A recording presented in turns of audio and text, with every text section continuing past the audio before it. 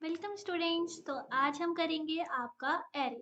तो एरे का हम एक बिल्कुल बेसिक इंट्रोडक्शन देखेंगे छोटा सा, और फिर हम एक क्वेश्चन करेंगे, एक आपका एरे से रिलेटेड, ठीक है, और एक आपका लीड कोड क्वेश्चन। ठीक है, तो इस वीडियो में हम इतना करने वाले हैं और आपको चलो स्टार्ट कर देते हैं एरे से, बाकी बातें बाद में। ठीक है, तो एरे का इंट्रोडक्शन देखो पहले।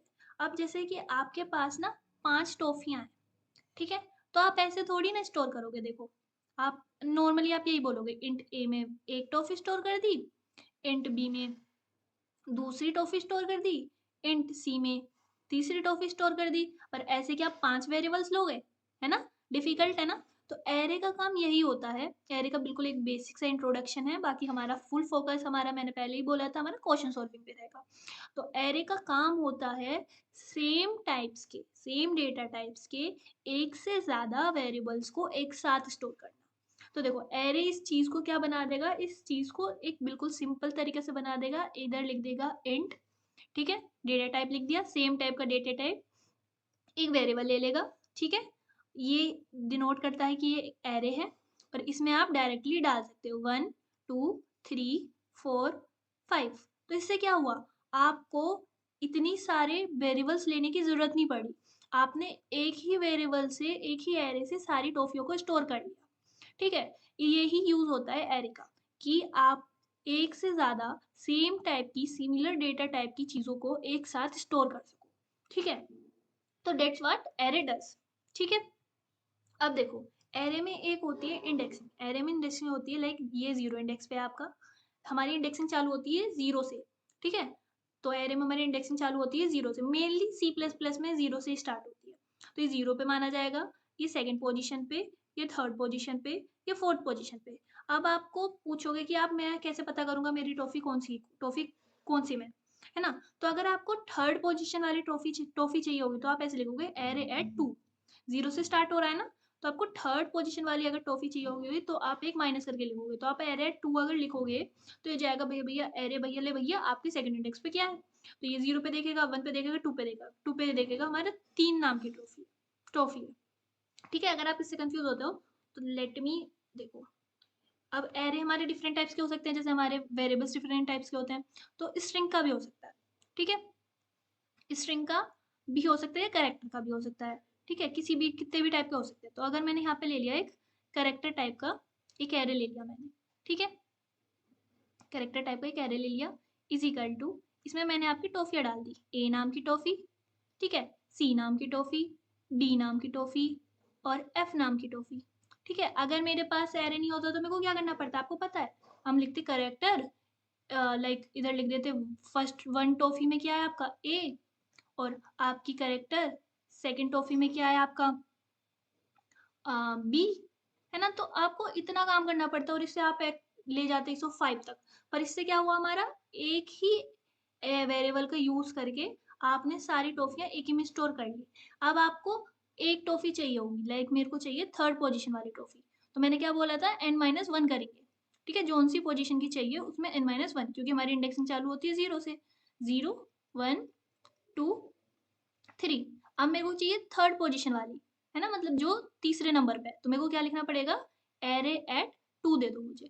तो ये जाएगा एरे टू पे देखेगा जीरो वन टू, तो ये मेरे को डी दे देगा। ठीक है, तो एरे का सिंपल सा काम ये होता है।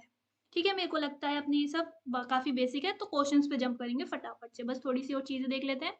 लाइक जैसे हम इनिशियलाइज कर रहे होते हैं ना, दो चीज होती है हमारी, एक होती है हमारी डिक्लेरेशन, ठीक है, इन दोनों में आपको डिफरेंस पता होना चाहिए, और एक होती है आपकी इनिशियलाइजेशन।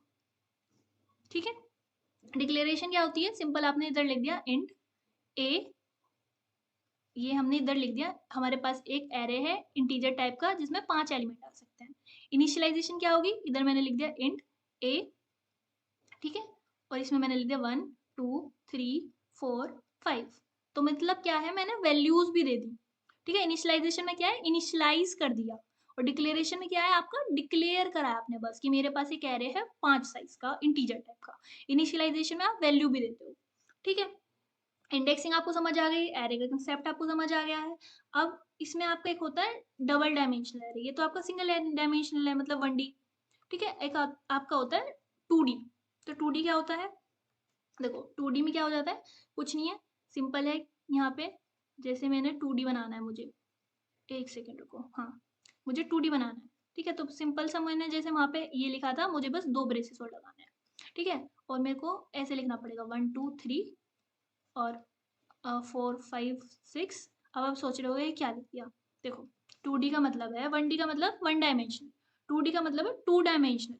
मतलब कि आपका 1 2 3 ये आपका 1D हो गया। और अगर मेरे को लिखना हो 1 2 3 4 5 6 7 8 9, ठीक है, ये आपका 2 डायमेंशनल हो गया, X axis and Y axis, है ना, X axis and Y axis. तो ये आपका 2 डायमेंशनल है। अगर आपको एस को स्टोर करना हो, इसको स्टोर करना हो, तो आप ऐसे लिखोगे 2 ब्रेसेस, ठीक है।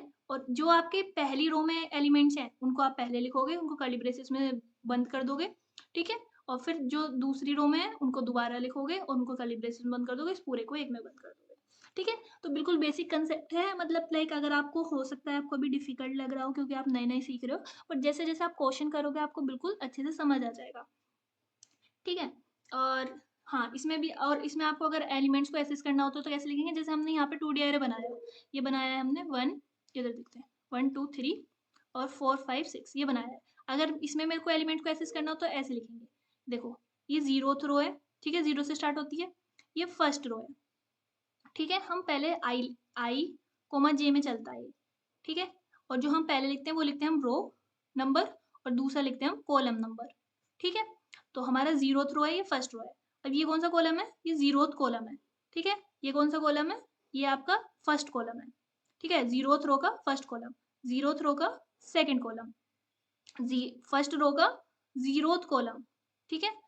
फर्स्ट रो का फर्स्ट कॉलम, फर्स्ट रो का सेकंड कॉलम, ठीक है।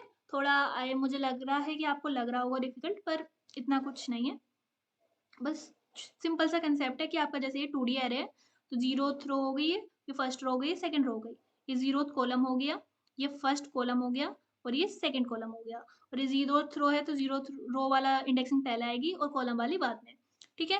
रो वाली इंडेक्सिंग है ये, और कॉलम वाली बाद में, रो वाली इंडेक्सेस और कॉलम वाली बाद में, रो वाली इंडेक्स कॉलम वाली, ठीक है। रो वाली सेकंड रो है और फर्स्ट कॉलम है, मतलब 0th कॉलम है तो 0, सेकंड रो है, फर्स्ट कॉलम है, सेकंड रो है और सेकंड कॉलम है, ठीक है। बस इतना सा कंसेप्ट है 2D एरे का। अब देखो इसका एक छोटा सा कोड देख लेते हैं, मतलब कैसे हम इनपुट लेते हैं वो देख लेते हैं बस, और फिर आपको अगले चलेंगे, आपको वेक्टर का कंसेप्ट समझ के एक लीड कोड का क्वेश्चन करेंगे, ठीक है। अब देखो अगर मेरे को एरे, जैसे मेरे को एरे इनपुट कराना हो और प्रिंट कराना हो, तो सबसे पहले मेरे को क्या लिखना पड़ता है, हैशटैग इंक्लूड आईओ स्ट्रीम, ठीक है, ये तो आपको पता ही है, आईओ स्ट्रीम लिख दिया मैंने। फिर हम क्या लिखते हैं, using name space, name space STD, ठीक है। सिंपल सी बात है, हमने पहले सीख लिया था। अब हम बनाएंगे अपना मेन फंक्शन इंट मेन, ठीक है। आप देखो अब मेरे को एक एरे लेना है, मैंने इंट ले लिया इंट ए, और मैंने बता दिया 5 साइज का है, ठीक है।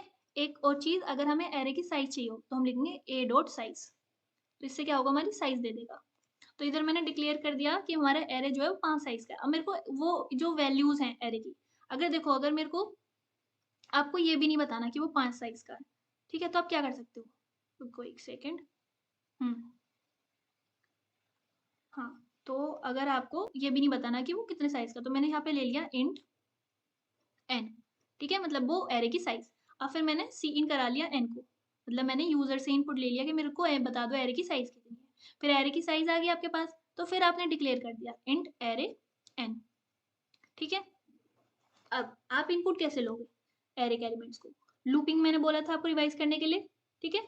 तो हम लिखते हैं for int I is equal to 0, ठीक है, आई इज लेस देन आपका एन, ठीक है, और आई प्लस प्लस, और फिर हम इधर लिख देंगे सी इन एरे एट आई, ठीक है, इसको हम इधर बंद कर देंगे। अब देखो इसने क्या करा, ठीक है, इधर आपको इनपुट ले लिया आपने, और हाँ, तो देखो इसने क्या करा, आपको पहले आपसे साइज ले ली, तो मैंने दे दी एन इजिकल टू 5 बोल दिया मैंने। फिर इसने क्या करा, एक लूप चलाया 0 से एन तक, लेस देन एन मतलब 0 से 4 तक चलेगा, लेस देन 5 मतलब 0 से 4 तक चलेगा। फिर i इज इक्वल टू 0 के लिए लूप के अंदर घुसा, लूप का कंसेप्ट पता है ना, पहले यहाँ पे जो वैल्यू होती है उसके लिए अंदर जाता है, फिर यहाँ जाकर अपडेट हो जाता है, फिर यहाँ कंडीशन चेक करता है, फिर अंदर जाता है, फिर यहाँ अपडेट होता है, फिर कंडीशन चेक करता है, फिर अंदर जाता है। ठीक है, तो 0 के लिए अंदर गया और सी इन कर लिया इसने, मतलब इनपुट ले लिया एरे एट 0। तो एरे एट 0 पे जो भी वैल्यू यूजर को देनी होगी वो दे देगा और वो एरे एट 0 पे जाके स्टोर हो जाएगी। फिर ये ऊपर जाएगा, आई प्लस प्लस हो जाएगा, मतलब आई की वैल्यू क्या हो जाएगी 1। ठीक है, 1 होने के बाद ये फिर से अंदर जाएगा और एरे एट 1 पे इनपुट ले लेगा, फिर आई की वैल्यू क्या हो जाएगी 2। ठीक है, फिर अंदर जाएगा, 2 इज लेस देन 4 है ना, कंडीशन भी देखते जाओ साथ में, जैसे यहाँ पे आई वन इजिकल टू 1 हो गया था, 1 is less than 4 condition true थी, तो फिर से अंदर गया, फिर 1 पे इसने इनपुट ले लिया, फिर ऊपर गया 2 होगी, 2 इज लेस देन 4। ठीक है, 2 पे इनपुट ले लिया इसने, एरे 2 पे इनपुट ले लिया। ठीक है, फिर ऊपर गया 3 हो गई, 3 इज लेस देन 4। ठीक है, एरे 3 पे इनपुट ले लिया। ठीक है, फिर क्या हुआ, फिर आई की वैल्यू हो गई 4, 4 इज लेस देन 4। ठीक है, एरे 4 पे इनपुट ले लिया, फिर दोबारा ऊपर गया 5 हो गया, 5 is less than 4 condition false हो गई तो बाहर आ गया। अब इसमें मतलब एरे के आपके सारे एलिमेंट्स इनपुट हो गए।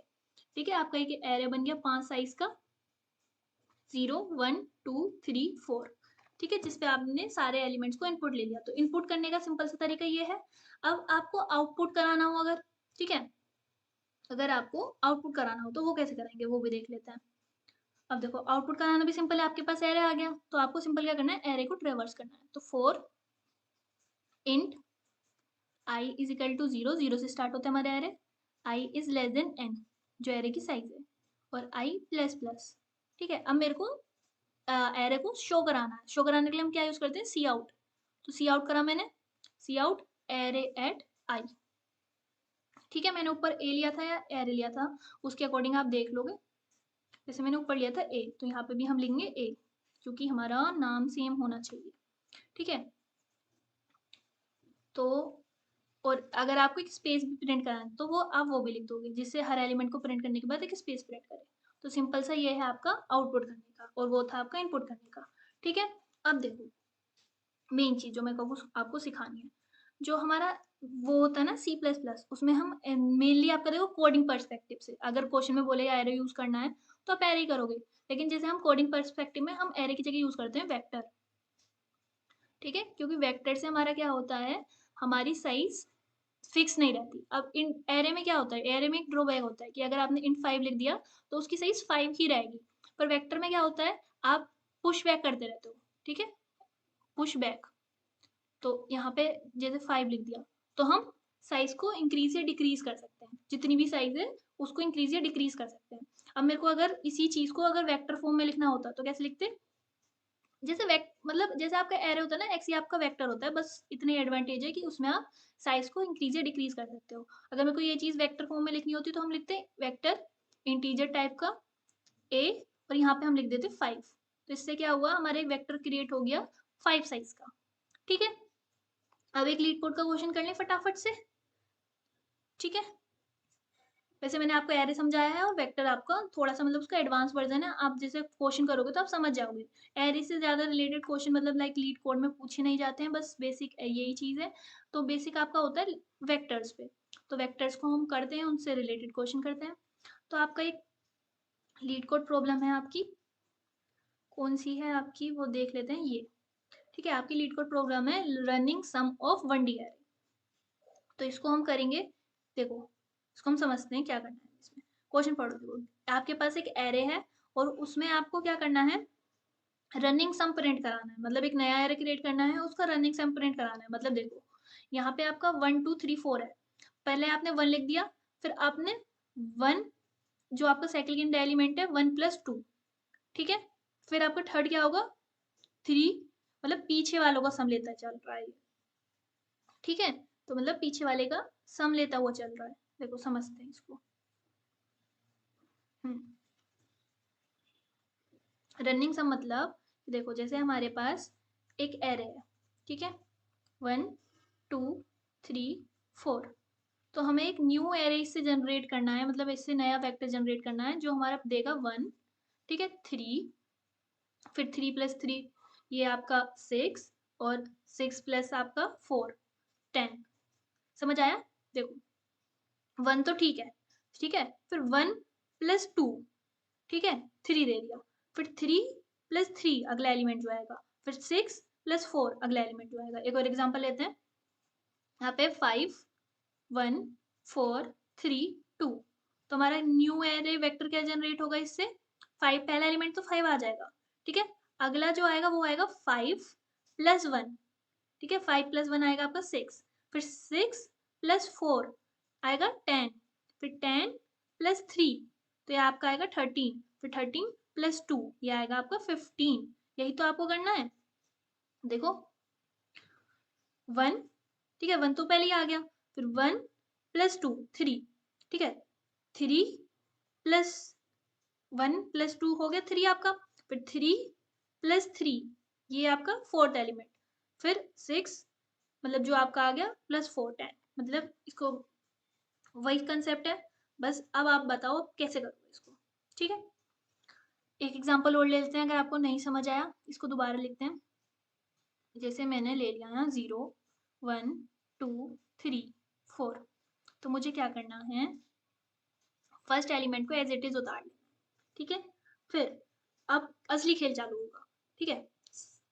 1 0 प्लस 1 आपका होगा अगला एलिमेंट, फिर इसका और उसका थर्ड ये होगा आपका ये, फिर इसका सेकंड एलिमेंट और उसका मतलब वैसे इंडेक्सिंग में 0 1 2 सेकंड इंडेक्स का एलिमेंट और उसका थर्ड इंडेक्स का एलिमेंट होगा आपका नेक्स्ट, और ऐसे ही, ठीक है। ये आपको करना है रनिंग लेंथ।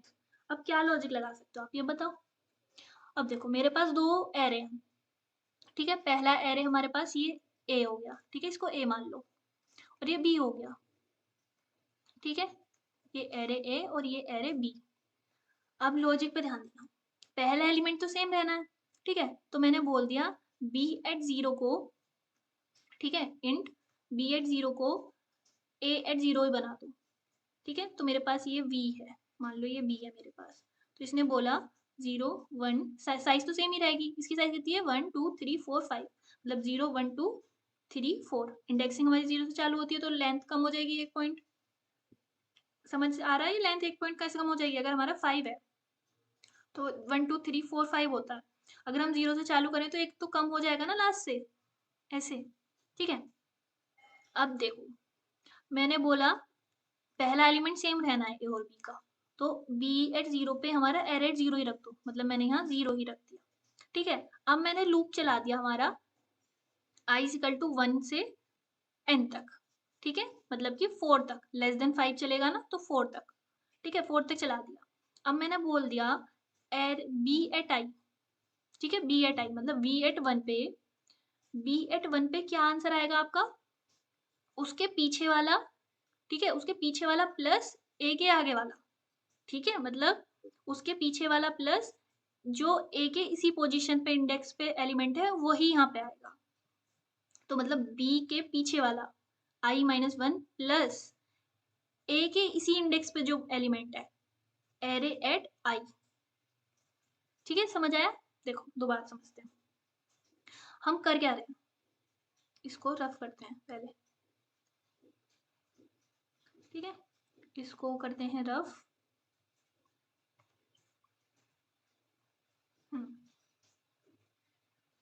अब देखो सिंपल सा कंसेप्ट है 0, अब देखो पहला एलिमेंट सेम है, फिर क्या करना है पीछे वाले का सम, ठीक है, पीछे वाले का प्लस जो हम बी की पोजीशन निकाल रहे हैं उसी पोजीशन पे जो ए में एलिमेंट है उसका सम 1, ठीक है। अब 0 1 2 3 4 सेकेंड इंडेक्स का एलिमेंट कैसे आएगा, बी का पीछे वाला प्लस सेकेंड इंडेक्स पे जो ए में प्रेजेंट है, ठीक है, तो 3, थर्ड इंडेक्स का एलिमेंट कैसे आएगा, बी के सेकेंड वाला मतलब सेकेंड इंडेक्स वाला प्लस ए में जो थर्ड इंडेक्स पे प्लस है प्रेजेंट है, ऐसी फोर्थ वाला कैसे आएगा, बी के मतलब बी के पीछे वाला 6 प्लस एरे में जो फोर्थ इंडेक्स में एलिमेंट प्रेजेंट है, ठीक है, सिंपल सा कंसेप्ट है, वही हमने तो इधर करा है। तो देखो हमने क्या करा, B at 0 is equal to A at 0 बना दिया पहले, ठीक है, क्योंकि वो एलिमेंट सेम रहने वाला है, फिर हमने आई चलाया 1 से n तक, मतलब 1 से 4 तक, ठीक है, लेस देन 4 लेस देन 5 चलेगा तो ये आपका चलेगा 1 से 4 तक, ठीक है। फिर हमने कर दिया कि b का 1 पे क्या आएगा, b at 0 plus array at 1, ठीक है, तो बी का 1 आ जाएगा। अब बी एट 2 क्या आएगा आपका, बी एट 2 आएगा बी एट आई माइनस 1, ठीक है, मतलब B at 1 plus array at 2। यही तो करा हमने, ये वाला एलिमेंट अगर हमें निकालना था तो हमने क्या करा, बी एट आई माइनस 1 मतलब बी एट 2 निकाल रहे हैं हम, तो बी एट 2 माइनस 1 1, तो बी एट 1 पे क्या है 1 हमारा, ठीक है, 1 प्लस एरे एट 2, ठीक है, एरे एट 2 पे क्या हमारा 2, तो हमारा सेकेंड इंडेक्स का एलिमेंट आ गया। ठीक है, समझ आ गया ये, इसको कोड करें अब, चलो इसको कोड करते हैं फटाफट से। अब देखो, इसमें हमने बस सिंपल सी छोटा सा चेंज है कि हमने बस वेक्टर लिया है। ठीक है, तो जो हमारा फाइनल आंसर है उसको भी हम वेक्टर में स्टोर करके चलेंगे। ठीक है, तो हमने इधर लिख लिया वेक्टर। ठीक है, अब मेरे को फाइनल आंसर इंटीजर में ही चाहिए। ठीक है, तो इंट आंसर। ओके, अब मैं इसकी साइज बता दूं, साइज तो सेम ही रहेगी ना, जो नम्स की साइज रहेगी वो इसकी साइज रहेगी, तो नम्स डॉट साइज। ठीक है, सिंपल सी बात है, मैंने बस एक तरीके से वेक्टर बनाया आंसर नाम का इंटीजर टाइप का, जिसकी साइज नम्स की साइज के इक्वल है। अब देखो, आंसर एट 0 मेरा सेम रहने वाला है जो हमारा नम्स एट 0 पे है। ठीक है, अब मुझे चलाना है लूप आगे की चीजों के लिए, तो मैंने लिखा इंट, ठीक है, int I is equal to 1, 0 का तो काम हो गया, i is less than nums dot size. ठीक है, आप इस नम्स डॉट साइज को किसी में स्टोर भी कर सकते हो और फिर इसको यहाँ लिख भी सकते हो। कैसे, ऐसे देखो, यहाँ मैंने ले लिया int L is equal to nums dot size. ठीक है, और मैंने यहाँ पे नम्स डॉट साइज की जगह लिख दिया एल, यहाँ मैंने लिख दिया एल। ठीक है, और यहाँ पे भी मैंने लिख दिया एल। ठीक है, अब मेरे को क्या करना है, अब मेरे को आंसर फाइंड करना है आगे वाला। तो आंसर एट आई क्या आएगा मेरा, आंसर एट आई आएगा मेरा आंसर एट पीछे वाला प्लस नम्स एट आई वाला। ठीक है, पीछे वाला मतलब 0 नहीं लिखोगे, आप पे लिखोगे आप आई माइनस 1, मतलब आई को कैलकुलेट कर रहे हैं तो आई के पीछे वाला प्लस नम्स में उसी पोजीशन पे जो एलिमेंट है, तो वो आपका आंसर आएगा। ठीक है, खत्म, आंसर फाइंड हो गया। अब बस आपको ये रिटर्न कर देना है। ठीक है, रिटर्न, मैंने बोला था वहां इंट होता है तो इंटीजर वैल्यू रिटर्न करते हैं, यहाँ वेक्टर है हमारा, वेक्टर रिटर्न करना मतलब आंसर रिटर्न करना है, तो हमारा आंसर क्या है, आंसर में स्टोर करा हमने, ये हमने कर दिया। अब इसको रन करके देख लेते हैं, देखते हैं, तो ये सक्सेसफुली रन हो चुका है, एक बार इसके वो देख लेते हैं। देखो, इनपुट था हमारा 1 2 3 4, आउटपुट हमारा आया 1 3 6 10, और एक्सपेक्टेड भी हमारा यही है, सेकंड टेस्ट केस भी हमारा फुलफिल है और थर्ड भी। अब इसको सबमिट करके देख लेते हैं, होप सो सबमिट हो जाएगा ये।